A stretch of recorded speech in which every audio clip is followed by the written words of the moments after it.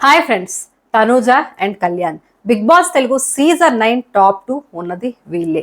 ప్రతి week voting లో కూడా చాలా క్లోజ్డ్ గా ఉంటున్నాయి వీళ్ళిద్దరికి వస్తున్న ఓట్స్.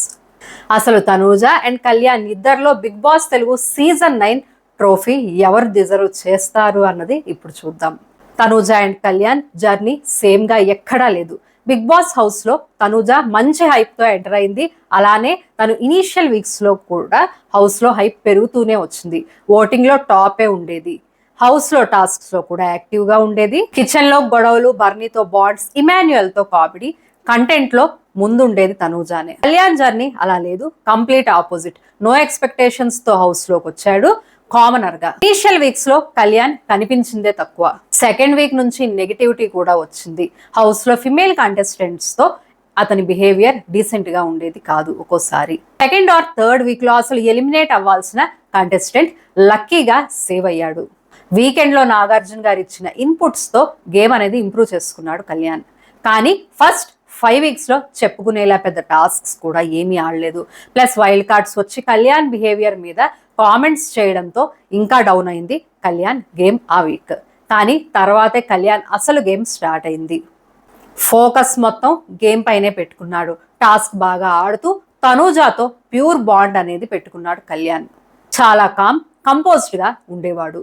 ఇదే అందరికీ కూడా నచ్చింది. కళ్యాణ్ హైప్ చాలా పెరిగింది 6th వీక్ నుంచి. అలా ఓటింగ్ లో టాప్ లోకి వచ్చేసాడు. ఈవెన్ తనూజాని కూడా బీట్ చేశాడు ఓటింగ్ లో. ఇంకోవైపు తనూజ గేమ్ కూడా తగ్గుతూ వచ్చింది. కిచెన్ లో అరుపులు, ఏడుపులు రిపీటెడ్ గా చేసి ఇంకా ఆడియన్స్ కి చిరాకు వచ్చేసింది. హౌస్ లో ఎక్కువ సపోర్ట్ తనూజాకే ఉన్నా తను సపోర్ట్ లేదు అనేది.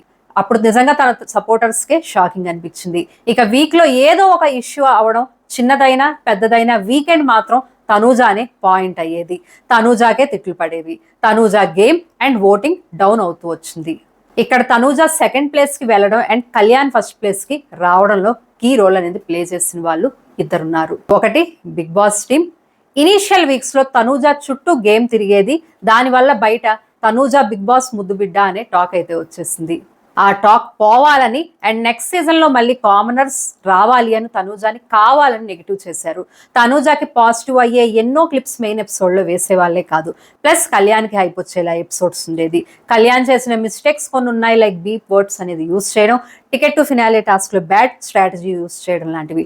అవి ఏమీ కూడా ఎపిసోడ్ లో ఫుల్ గా టెలికాస్ట్ చేయలేదు. ప్లస్ వీకెండ్ లో క్వశ్చనే చేయలేదు. ఇంకా next contribution Kalyan PR team. Commoner అని, ఆర్మీ అని తనూజాతో లవ్ ట్రాక్ వీడియోస్ చేసి ఎన్నో రకాలుగా కళ్యాణ్ కి చాలా పాపులారిటీ తెచ్చారు. ఈ విషయంలో తనూజ పిఆర్ వెనకబడిందని చెప్పాలి. కానీ ఇక్కడ కళ్యాణ్ కి హైప్ ఇచ్చారంటే కళ్యాణ్ పర్ఫార్మెన్స్ కూడా దానికి తగ్గట్టు ఉంది. ఎలిమినేట్ అయ్యే కంటెస్టెంట్ టాప్ లోకి వచ్చాడు అంటే Kalyan hard work and focus వల్లనే. ఇద్దరు నిజంగా టాప్ 2లో డిజర్వింగ్ అనే చెప్పాలి. ఫినాలేకి ఓట్ వేసే వాళ్ళు కూడా పర్సన్ ఏ స్టేట్ అని, ఏ ప్రొఫెషన్ అని కాకుండా వాళ్ళ హౌస్ లో ఓవరాల్ పర్ఫార్మెన్స్ చూసి వేస్తే కరెక్ట్ డిజర్వింగ్ పర్సన్ విన్ అవుతారు.